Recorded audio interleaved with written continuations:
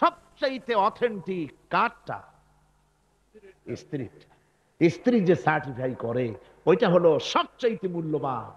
আপনি পারেন বিদেশে গিয়া খুব বেশি জামা কাপড় গায়ে দিয়ে তারপরে বলতে পারেন যে আমি একেবারে কুতুবে জামান, ইমামুল জিন্নি ওয়াল ইনস, একটা বহুত কিছু আমি বলতে পারি, কিন্তু আপনি কুতুবে জামান না শয়তানের খালাতো ভাই, এটা বউ জানে সবচাইতে বেশি।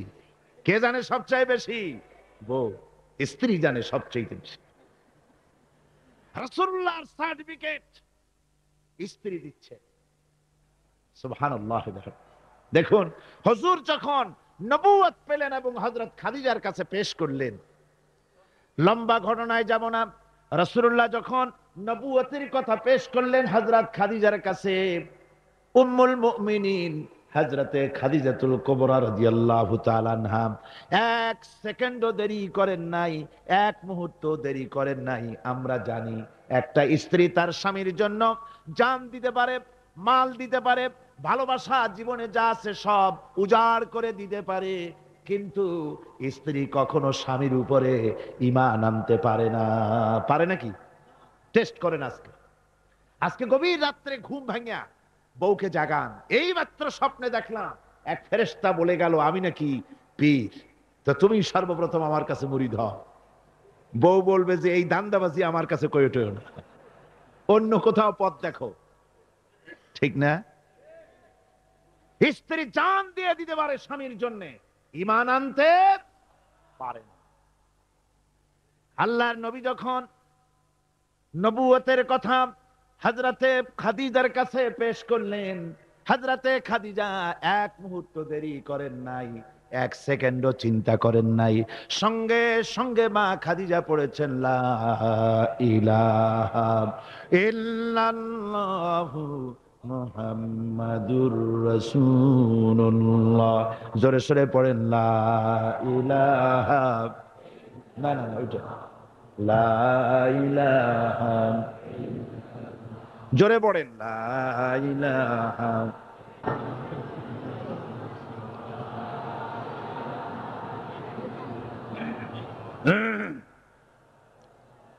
এক মুহূর্ত দেরি করেন নাই, হযরতে খাদিজা সঙ্গে সঙ্গে ঈমান এনেছেন। আমার বন্ধুগণ, স্ত্রীর সার্টিফিকেট সবচাইতে বড়, তারপরে লোকটির চরিত্র কেমন, সুন্দর সার্টিফিকেট দিতে পারে স্ত্রীর পরে তার খাদেম, তার বাড়িতে যে চাকর থাকে, যেহেতু চাকর বাড়ির ড্রয়িং রুম থেকে রান্নাঘর পর্যন্ত যাতায়াত করে, লোকটি কেমন তা ভালো করে সে জানে। একজন চাকর তার প্রভুর জন্য, তার মনিবের জন্য জান মাল সব দিয়ে দিতে পারে, কিন্তু ঈমান আনতে পারে না মনিবের উপরে। আমরা দেখতে পাই রাসূল পাক সাল্লাল্লাহু আলাইহি ওয়াসাল্লাম নবুয়তের দাওয়াত যখন পেশ করলেন, রাসূলের খাদেম ছিলেন যায়েদ বিন হারিসা। হযরতে যায়েদ এক মুহূর্ত দেরি করেন নাই, সঙ্গে সঙ্গে পড়েছেন লা ইলাহা ইল্লাল্লাহু মুহাম্মাদুর রাসূলুল্লাহ। স্ত্রী, তারপরে খাদেম, তারপরে লোকটির চরিত্র সম্পর্কে ভালো করে সার্টিফাই করতে পারে তার বন্ধু। রাসূলের বন্ধু ছিলেন হযরতে আবু বকর সিদ্দিক রাদিয়াল্লাহু তাআলা আনহু। নবুয়ত পাওয়ার আগে 20 বছরের পুরানা বন্ধুত্ব। কত বছর? 20 বছরের পুরানা বন্ধুত্ব হুজুরের সাথে হযরত আবু বকরের। 20 বছরে একটা লোককে চিনতে কিছু বাকি থাকে? কিছু বাকি থাকে। হযরতে রাসূল পাক যখন বন্ধু আবু বকরের কাছে নবুয়তের দাওয়াত পেশ করলেন, তাওহীদের দাওয়াত পেশ করলেন, বন্ধু হযরত আবু বকর এক সেকেন্ডও দেরি করেন নাই, বলেছেন আপনি নবী হওয়ার যোগ্য। যে চরিত্র আপনার ভিতরে দেখেছি সাধারণ মানুষের এই চরিত্র হতে পারে না। আমি আর মোটেও দেরি করলাম না, আমি পড়ে নিলাম আশহাদু আল্লাহ ইলাহা ইল্লাল্লাহু ওয়াহদাহু লা শারীকা লাহু ওয়া আশহাদু আন্না মুহাম্মাদান আবদুহু ওয়া রাসূলুহু। আমার ভাইরা, রাসূল পাক সাল্লাল্লাহু আলাইহি সাল্লাম চরিত্রের দিক থেকে শ্রেষ্ঠ চরিত্রবান ব্যক্তিত্ব। আপনি বলেন এই পৃথিবীতে কোন নেতা আছে জীবনে মিথ্যে কথা বলে নাই? মোহাম্মদ, এটা কি সোজা কথা মনে করেন? সহজ কথা? সারা জীবনে একটা মিথ্যে কথা বলেন নাই, সমগ্র জীবনে একটি মিথ্যা কথা বলেন নাই, কাউকে গালি দেন নাই, কাউকে ঠকান নাই, কারো সাথে প্রতারণা করেননি। সুবহানাল্লাহ পড়ে দিল খুলে মোহাব্বতের সাথে জোরে সরে বলেন সুবহানাল্লাহ। কত বড় আজিম ব্যক্তিত্ব!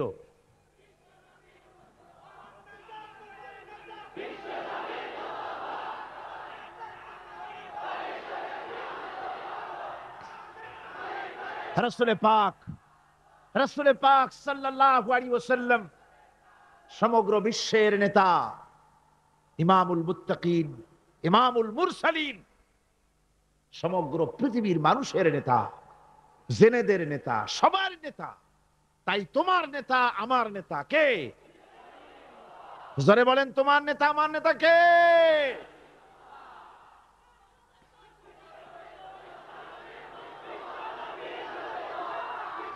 আমার ভাইয়েরা, এতক্ষণ বলেছি তিনি বিশ্ব নেতা। এবার শুনুন, রাসূল একদিকে বিশ্ব নেতা, আর একদিকে বিশ্ব নবী। আর একদিকে কি নবী? এর আগে যত নবী এসেছেন সমস্ত নবীরা হলেন এলাকার উপরে নবী, ভাষার উপরে নবী, গোত্রের জন্য নবী, কবিলার জন্য নবী। আল্লাহ রাব্বুল আলামিন বলেন ওয়ালাকাদ আরসালনা নূহান ইলা কওমি।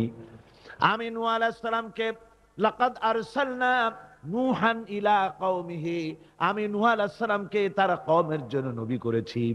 শুআয়ব আলাইহিস সালামকে মাদিয়ানবাসীদের জন্য, হুদ আলাইহিস সালামকে তার গোত্রের জন্য, ঈসা আলাইহিস সালামকে বনি ইসরাইলদের জন্য, মুসা আলাইহিস সালামকে তার কওমের কাছে এমনি করে সমস্ত নবীদেরকে তার কওমের জন্যই আমি নবী করে পাঠিয়েছি।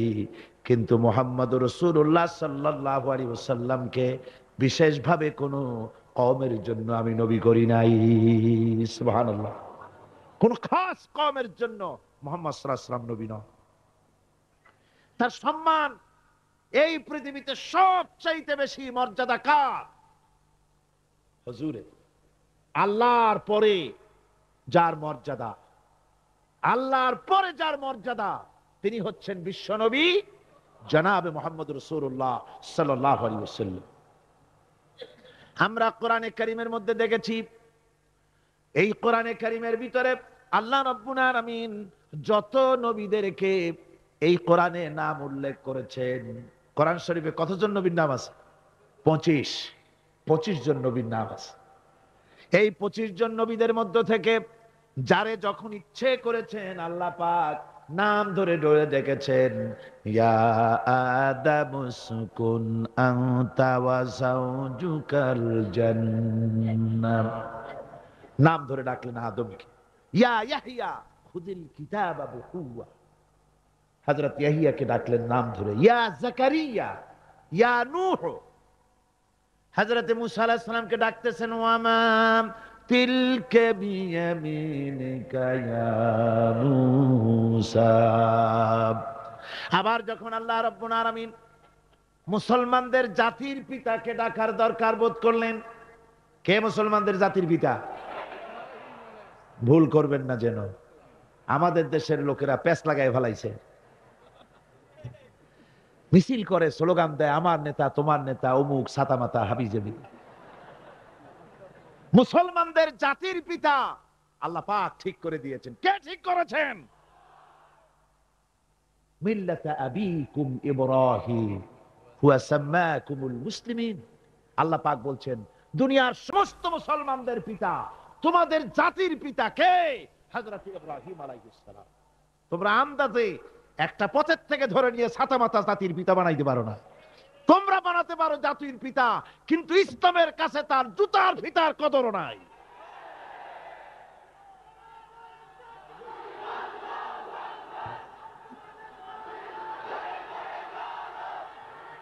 সুতরাং আল্লাহ যখন ইব্রাহিম আলাইহিস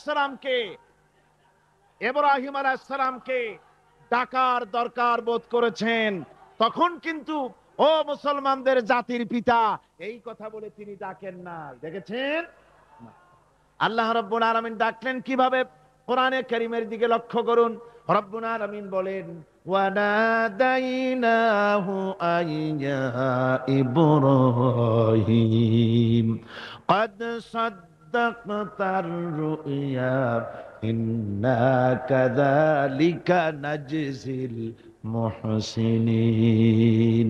আমি ইব্রাহিমকে ডেকে বললাম, ও ইব্রাহিম, তুমি তোমার স্বপ্নকে বাস্তবে রূপ দিয়েছো, আর আমি এইভাবে করে মুহসিন ব্যক্তিদেরকে পুরস্কৃত করে থাকি।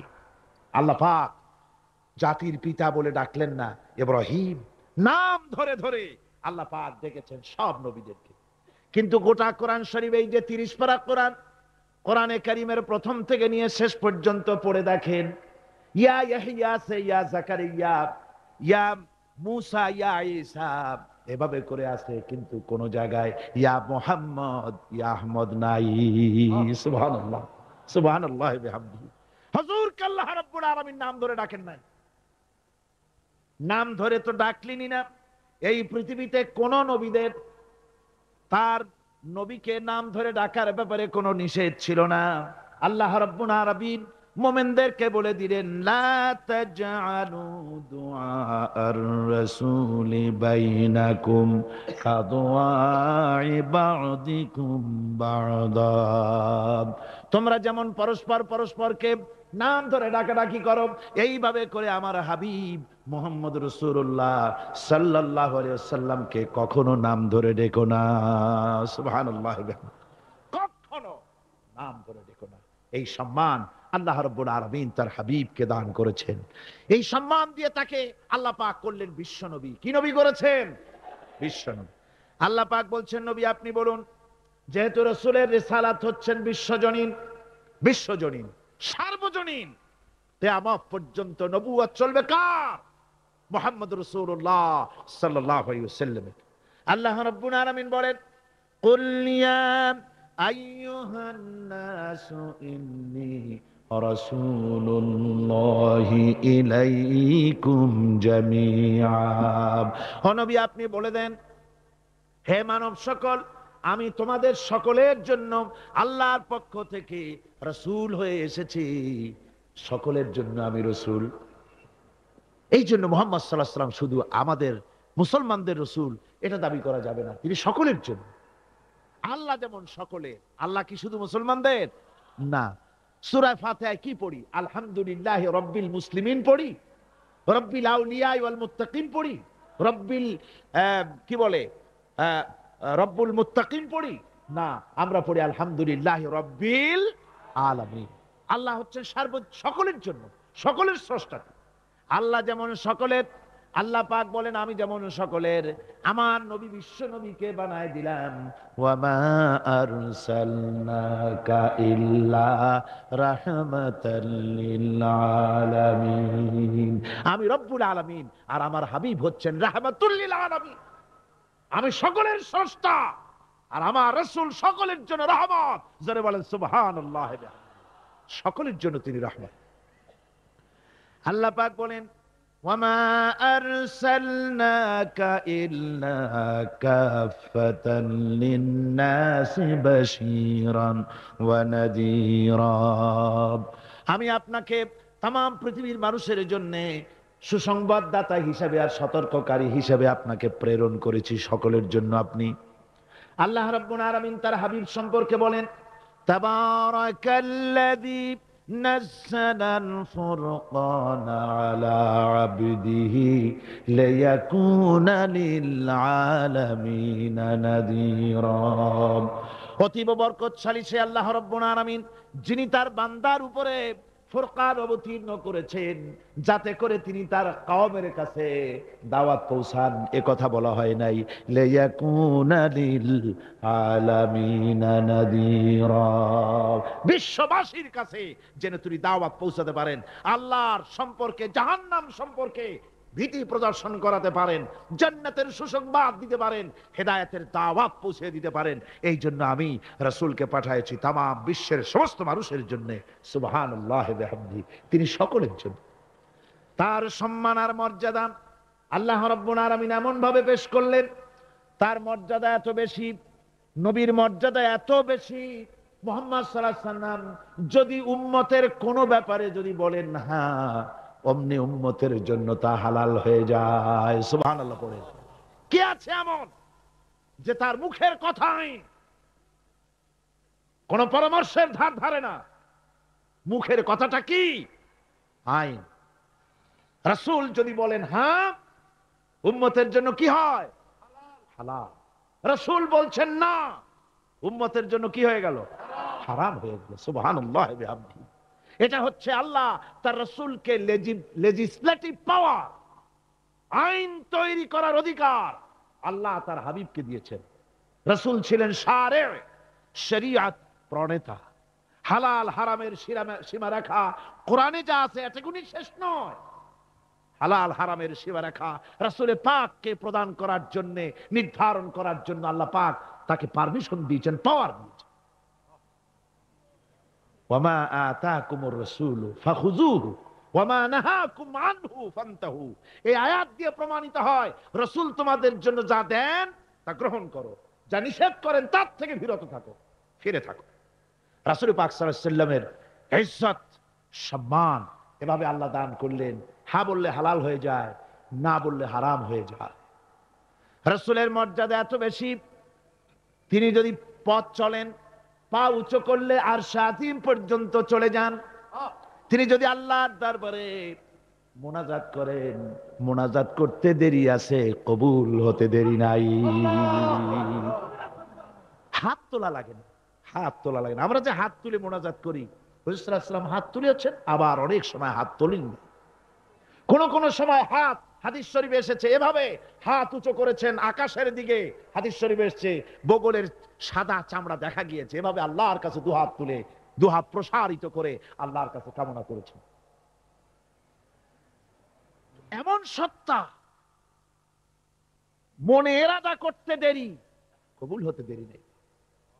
হাদিস শরীফে এসেছে হযরত আবু হুরায়রা রাদিয়াল্লাহু তাআলা আনহু একবার রাসূল করিম সাল্লাল্লাহু আলাইহি ওয়াসাল্লামের দরবারে কাঁদতেছিলেন। হুজুর জিজ্ঞেস করলেন, আবু হুরায়রা তুমি কাঁদো কেন? হুজুর হযরত আবু হুরায়রা বলেন, হুজুর আমার মা আমাকে মেরেছে, আমি সেই জন্য কাঁদতেছি। হুজুর বলেন, মা তোমাকে মারলো কেন? কোনো বেয়াদবি করেছো নাকি? তিনি বললেন, না কোনো বেয়াদবি করি নাই, তবে মারলো কেন? হযরত আবু হুরায়রা বলেন, হুজুর আমার মা হচ্ছেন মুশরিকা, আমার মা কাফের। আমি অনেক রাত হয়েছিল বাড়ি ফিরতে, আমার মা জিজ্ঞেস করলো এত রাত কোথায় ছিলি? আমি বললাম, মা তামাম পৃথিবী যে কদম মোবারক চুমতে পারলে নিজেকে ধন্য মনে করে, আমি সেই রাসূলের দরবারে ছিলাম, আসতে দেরি হয়ে গেছে। ইয়া রাসূলুল্লাহ, আপনার নাম শোনা মাত্র আমার মায়ের গায়ে আগুন জ্বলে গেল। সহ্য করতে না পেরে আমাকে মায়ের আরম্ভ করে দিল। বলল, আবু হুরায়রা হয় আমার বাড়ি ছাড়বি, না হয় মুহাম্মদ সাল্লাল্লাহু আলাইহি ওয়াসাল্লামের ঘর ছাড়বি, কোনটা করবি কর। আমি বললাম, মা তোমার গায়ে যত শক্তি আছে সমস্ত শক্তি দিয়ে তুমি আমাকে প্রহার করো, আমি তামাম তোমার বাড়িটা সুদ্ধা তামাম দুনিয়া ছেড়ে দিতে পারি, কিন্তু রাসূল পাক সাল্লাল্লাহু আলাইহি ওয়াসাল্লামের কদম মোবারক ছাড়তে পারি না। ভাইরা আমার, হযরতে আবু হুরায়রা কাঁদতেছেন। আল্লাহর নবী বলেন, তুমি কাঁদো কেন? তোমার মা তোমাকে মেরেছেন, আমি এখানে কি করব? এখানে তো আমি কোনো দখল আন্দাজ করতে পারি না, আমি কি করতে পারি? এখানে ইন্টারফেয়ার তো আমি করতে পারি না, মা তোমারে মেরেছে। হযরত আবু হুরায়রা বলেন, ইয়া রাসূলুল্লাহ, মায়ের বিরুদ্ধে কোনো নালিশ করার জন্য আপনার কাছে আমি আসি নাই। বলে, কেন এসেছো? হযরত আবু হুরায়রা বলেন, হুজুর এসেছি এই জন্য, আমি জানি আপনি যদি আল্লাহর দরবারে কোনো ব্যাপারে দোয়া করেন, আল্লাহ রাব্বুল আলামিন তা মঞ্জুর করে নেন। আপনি মেহেরবানি করে আমার মায়ের হেদায়েতের জন্য আল্লাহর কাছে দোয়া করুন। হুজুর সাল্লাল্লাহু আলাইহি ওয়াসাল্লাম দুহাত উঁচু করলেন, বললেন, আল্লাহুম্মা ইহদি উম্মা আবি হুরায়রা, আয় আল্লাহ আবু হুরায়রার মাকে তুমি হেদায়েত নসিব করে দাও। এই দোয়া রাসূল করতেছেন। হুজুরকে দোয়ার মধ্যে ফেলে রেখে আবু হুরায়রা দৌড় আরম্ভ করেছে বাড়ির দিকে। পেছন থেকে কয়েকজন সাহাবী তারা দৌড়ে গেল। আবু হুরায়রা দৌড়ায় কেন?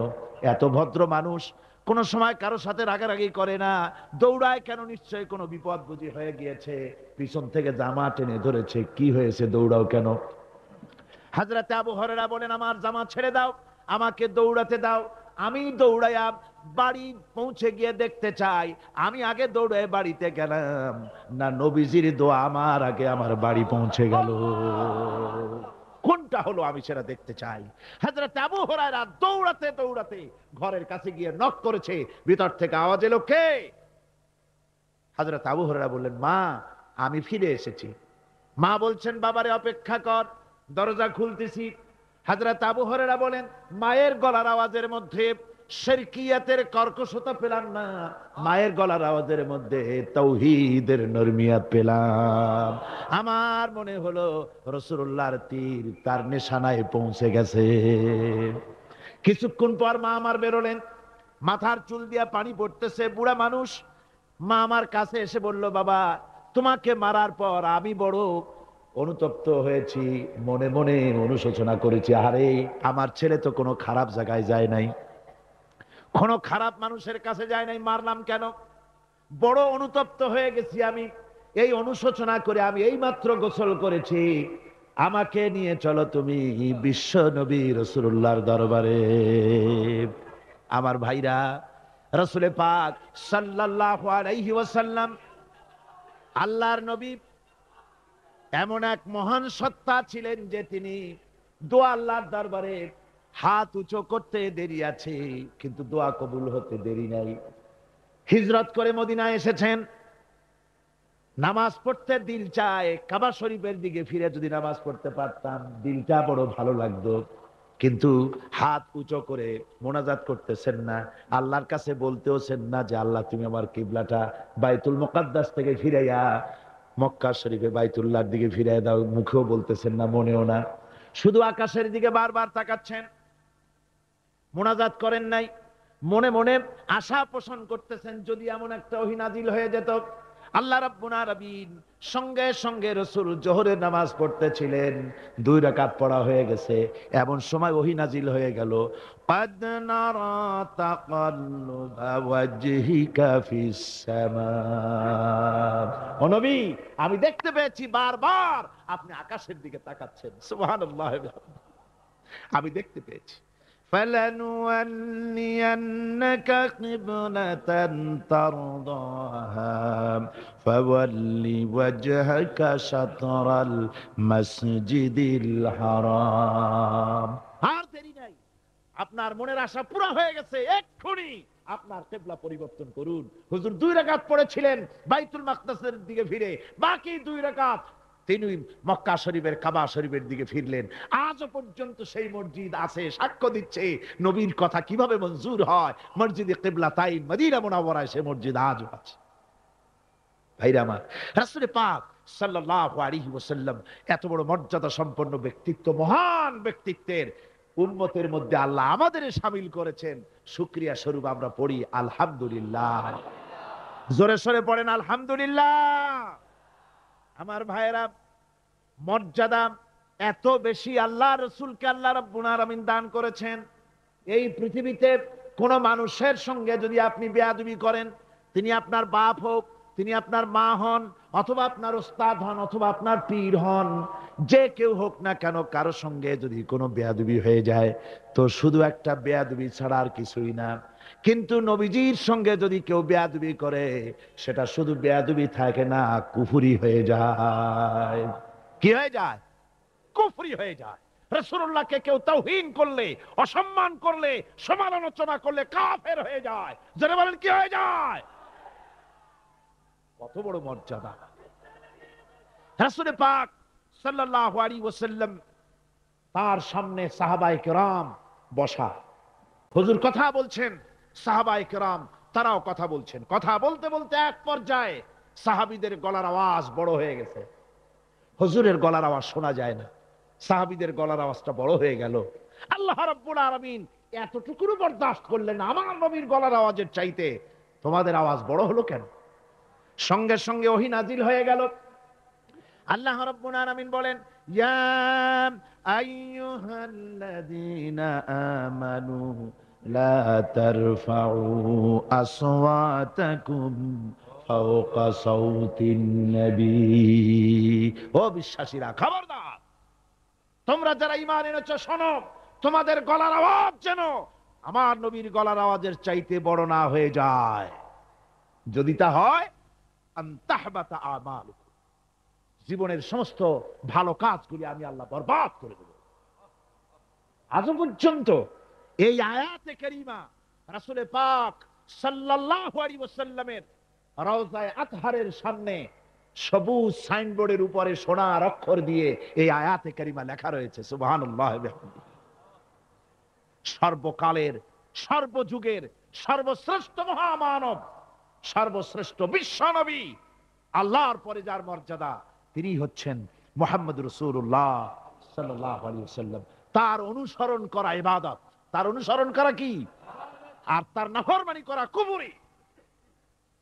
আল্লাহ রাব্বুল আলামিন বলেন, নবী আপনি বলুন, কুল ইন কুনতুম তুহিব্বুনাল্লাহ ফাত্তাবিউনি ইউহিব্বুকুমুল্লাহ ওয়া ইয়াগফির লাকুম যুনুবাকুম ওয়াল্লাহু গফুরুর রহিম। নবী বলুন, তোমরা যদি আল্লাহকে ভালোবাসো, মুমিনদেরকে শোনানো হচ্ছে, শোনো, তোমরা যদি আল্লাহকে ভালোবাসো, ফাত্তাবিউনি, ও নবী আপনি বলে দেন যে তাহলে আমার অনুসরণ করো। কার অনুসরণ? নবীর। কার অনুসরণ? নবীর অনুসরণ। আল্লাহরে যদি ভালোবাসো, এ দাবি যদি সত্য হয়, আমার অনুসরণ করো। আর আমার অনুসরণ যদি করো, আল্লাহ পাক বলেন, নবী শুনায় দেন, আপনার অনুসরণ যারা করবে আল্লাহ তাদেরকে ভালোবাসবেন। আর শুধুই ভালোবাসবেন না, তামাম জিন্দেগির সকল গুনাহ খাতা রব্বুল আলামিন মাফ করে দিবেন। জীবনের সব গুনাহ মাফ হয়ে যাবে যদি হুজুরের অনুসরণ করা যায়। বিশ্বকবি, কবি সম্রাট আল্লামা ইকবাল রাহমাতুল্লাহ আলাইহি বলেছেন, কি মুহাম্মদ সে वफा तूने तू हम तेरे हैं, ये जहां चीज ही क्या लोह कलम तेरे हैं। মুহাম্মদ সাল্লাল্লাহু আলাইহি ওয়াসাল্লামের সঙ্গে মুহাব্বত জুড়ে দাও, আকাশ আর জমিন তো দূরের কথা, লৌহ কলম পর্যন্ত আমি আল্লাহ তোমার জন্য করে দেব। তুমি মুহাম্মদের হয়ে যাও সাল্লাল্লাহু আলাইহি ওয়াসাল্লাম, তার অনুসরণ করো, তার অনুকরণ করো জীবনের সব ক্ষেত্রে। ভাইরা মা, তিনি হচ্ছেন আদর্শ। ভালো করে শুনুন, এই পৃথিবীতে কোন পীর সাহেব, কোন খাজা বাবা, কোন মাওলানা সাহেব, তার অন্ধ অনুকরণ করা যাবে না। যাবে চোখ বুঝে, চোখ বুঝে, বিনা প্রশ্নে, বিনা তর্কে যার অনুসরণ করতে হবে তিনি হচ্ছেন মুহাম্মদ রাসূলুল্লাহ সাল্লাল্লাহু আলাইহি ওয়াসাল্লাম। বিনা প্রশ্নে। কোন পীর সাহেব বললেন সকালবেলায় 10,000 বার আল্লাহু আল্লাহু করো, আল্লাহ আল্লাহ আসতে হু জোরে, অথবা লা ইলাহা ইল্লাল্লাহ 500 বার জিকির করো, লা ইলাহা আসতে ইল্লাল্লাহ জোরে। আর ইল্লাল্লাহ কোন কোন মুরিদরা তো এত জোরে করে তাতে কলব থাকলেও পারে, গেলেও পারে। আপনি ওই পীর সাহেবের কথা মতো এই জিকির করবেন, আপনাকে দেখতে হবে রাসূল পাক সাল্লাল্লাহু আলাইহি ওয়াসাল্লাম এইরকম জিকির করেছেন কিনা। ঠিক কিনা বলো? সাহাবায়ে কেরাম রিদওয়ানুল্লাহি তাআলা আলাইহিম আজমাইন, তারা এরকম জিকির করেছেন কিনা। যদি রাসূল এরকম জিকির করে থাকেন, সাহাবায়ে কেরাম এরকম জিকির করে থাকেন, অবশ্যই সেই জিকির আমরা করব। ঠিক কিনা? অন্ধভাবে কাউকে গ্রহণ করব না। কেউ পাগড়ি বাঁধলো, পেছনটা 6 হাত লম্বা রাখলো, আমার পীর সাহেব, সেই জন্য আমি বুঝি আমিও 6 হাতের জায়গায় বরকতের জন্য 12 হাত একেবারে লম্বা করে টানতে টানতে আসবে রাস্তার উপর, এরকম করব না। জামাটা কেমন হবে, মোষটা কেমনে কাটবো, দাড়িটা কিভাবে রাখবো, টুপিটা কিভাবে লাগাবো, খানা কিভাবে খাবো, তারপরে কিভাবে কি করব আর না করব, সবটার মানদণ্ড হচ্ছেন কে? উসওয়া হাসানা। লাকাদ কানা লাকুম ফি রাসূলিল্লাহি উসওয়াতুন হাসানা। গ্রহণযোগ্য একমাত্র মহত্তম আদর্শ হচ্ছে তোমাদের রাসূল। তাকে দিয়ে গ্রহণ করতে হবে। পায়ের নখটা কেমনে কাটবে, মাথার চুলটা কেমনে কাটবে, আদর্শ হচ্ছেন মুহাম্মদ রাসূলুল্লাহ সাল্লাল্লাহু আলাইহি ওয়াসাল্লাম। ওই রাসূলের অনুসরণ অনুকরণ করে কোন পীর সাহেব, কোন মাওলানা সাহেব যদি বলে তাহলে তাকে অনুসরণ করা যাবে। তবে মিলায় দেখতে হবে যে কথা ঠিক আছে কিনা, উনি যা বলছেন, উনি যা করছেন ওইটা ঠিক আছে কিনা। তাহলে তা না হলে ধোকায় পড়ে যেতে হবে। কি যে পড়তে হবে? ধোকায় পড়ে যেতে হবে। আজকাল তো নানান রকম বাইর হইছে, বুঝলেন না? নামের আগে সৃষ্টি লাগায় দেয়। ওই যে ঢাকার কাছে এক জায়গায় একটা সদরদ্দি সৃষ্টি হইল, তারপরে তাকে উঠায় দেওয়ার জন্য কত সংগ্রাম হলো, কত মানুষ মরলো। আপনারা পত্রিকা পড়েন নাই? সে বলেছে রোজা না রাখলে চলবে, ইফতার আসরের সময় করলে হবে, আর রোজার দিন দুপুরের সময় চিড়ে টিড়ে খাইলে অসুবিধা নেই, বুঝলেন?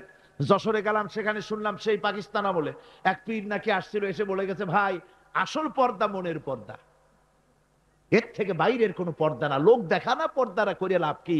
আসল পর্দা মনের পর্দা।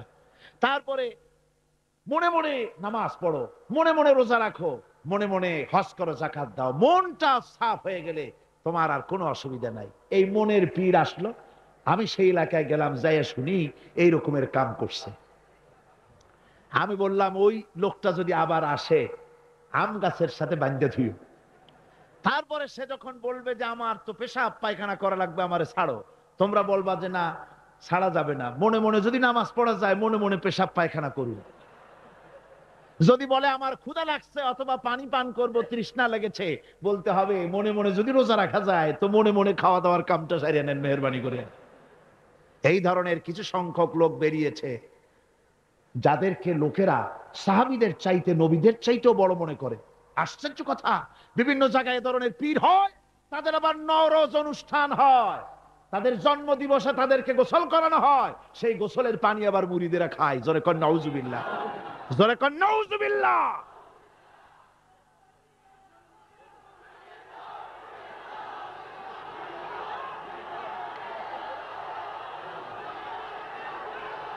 আমার ভাইয়েরা, পীর সাহেবের গোসল করা পানির ভিতরে মুসলমানদের জন্য কোনো বরকত নাই। আছে কোনো বরকত? প্রশ্নই ওঠে না। তার শরীরের কত জায়গা ধুইয়া পানি পড়তেছে, আর সেইটা মুরিদরা খায়। লজ্জা নাই, শরম নাই, ঘৃণা পর্যন্ত নাই। খুলনার এক এলাকা আছে এক পীর সাহেব, তার মুরিদরা তার পায়ের বুড়ো আঙ্গুল চষে, চুষতে চুষতে প্রায় ঘা বানায় ফেলেছে। তা আমি মুরিদদের জিজ্ঞেস করলাম যে তোমরা এরকম পা আঙ্গুল চষো কেন? কয় যে হুজুরের মারেফত পায়ের আঙ্গুল দিয়ে পেটের মধ্যে ঢুকবে সেই জন্য। কি কি ধরনের খোরাফাত, কি বিদআত! রাসূল পাক সাল্লাল্লাহু আলাইহি ওয়াসাল্লাম যা করেন নাই, সাহাবায়ে কিরাম যা করেন নাই, সেগুলি চালু হয়ে গেছে সমাজে। এর থেকে বাঁচতে হবে, আপনাকে মনে রাখতে হবে, কলিজার মধ্যে ঈমান রাখতে হবে। কোন পীর সাহেব, কোন মাওলানা সাহেব ফু দিয়া আমার ভাগ্য ভালো বানায় দেবে অথবা আমাকে ভাগ্য নষ্ট করে দিবে, আমি আল্লাহর কসম তা বিশ্বাস করি না। আমার ভাগ্য,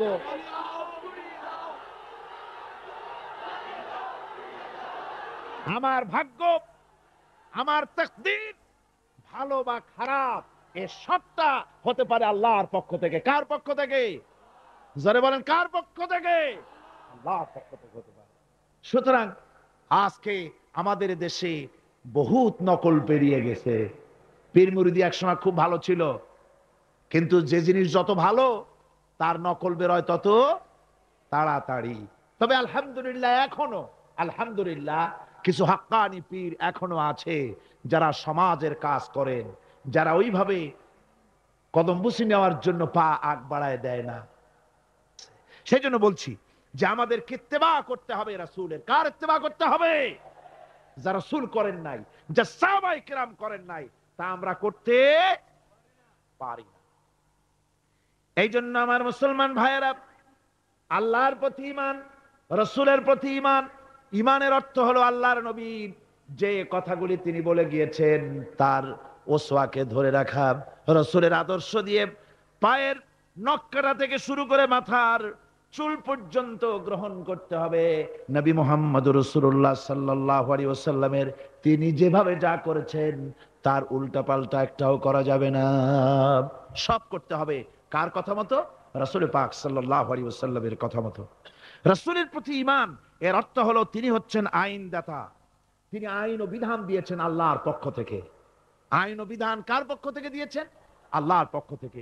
তিনি যে বিচার করেছেন সেই বিচারক হিসাবে তাকে গ্রহণ করতে হবে। তিনি যে বিধান দিয়েছেন সেটাই মানতে হবে। তিনি শাসক ছিলেন, তিনি রাষ্ট্রপতি ছিলেন, তিনি সব ছিলেন, সকলের জন্য তিনি আদর্শ। তিনি যুবকের আদর্শ, তিনি নানার আদর্শ, তিনি স্বামীর আদর্শ, তিনি পিতার আদর্শ, তিনি রাষ্ট্রপতির আদর্শ, তিনি সেনাপতির আদর্শ, তিনি শ্রমিকের আদর্শ, তিনি সকলেরই আদর্শ। ঠিক কিনা কর? সকলের আদর্শ। রাসূলুল্লাহর সুন্নত দুই রকম। সুন্নত কয় রকম? এক ধরনের সুন্নত আমল করা সহজ, আর এক শ্রেণীর সুন্নত আমল করা কঠিন। ঠিক কিনা? আমি কিন্তু সুন্নতের মর্যাদা সম্পর্কে কথা বলছি না, আমি বলছি আমলের ব্যাপারে ধরনটা। এক শ্রেণী রসুলের কোন সুন্নতের কদর কিন্তু কম নয়, আকাশ আর জমিন বিক্রি করলেও রসুলের একটা সুন্নতের সমান মর্যাদা হবে না। রসুলের সুন্নত পালনের মধ্যে দুই ধরনের, একটা সুন্নত হচ্ছে পালন করা খুব সহজ, আর একটা পালন করা কঠিন। সহজ সুন্নত হলো চোখে সুরমা লাগানো, সহজ সুন্নত দুপুরে খাইয়া আরামে ঘুমানো, সহজ সুন্নত হলো কদু খাওয়া, সহজ সুন্নত খাবারের পরে মিষ্টি খাওয়া, এগুলি হলো সহজ সুন্নত। আর কঠিন সুন্নত হচ্ছে বদরের প্রান্তরে কাফেরদের মোকাবেলায় দাঁড়ানো। কঠিন সুন্নত হচ্ছে ওহদের ময়দানে দান্দান মোবারক শহীদ করার সুন্নত। কঠিন সুন্নত হচ্ছে বাতিলের বিরুদ্ধে মানুষের তৈরি করা মতবাদকে উৎখাত করে আল্লাহর জমিনে আল্লাহর দ্বীন কায়েম করার সুন্নত। আমি আজ এই বিশাল জনতাকে জিজ্ঞাসা করতে চাই, আপনারা রসুলের সহজ সুন্নত আমরা যেভাবে পালন করব, কঠিন সুন্নতটাও পালন করতে রাজি আছেন? তাহলে বাংলাদেশের বুকে ধর্ম নিরপেক্ষতার মুখে লাথি মেরে কোরআনের রাজ কায়েম করতে রাজি আছেন?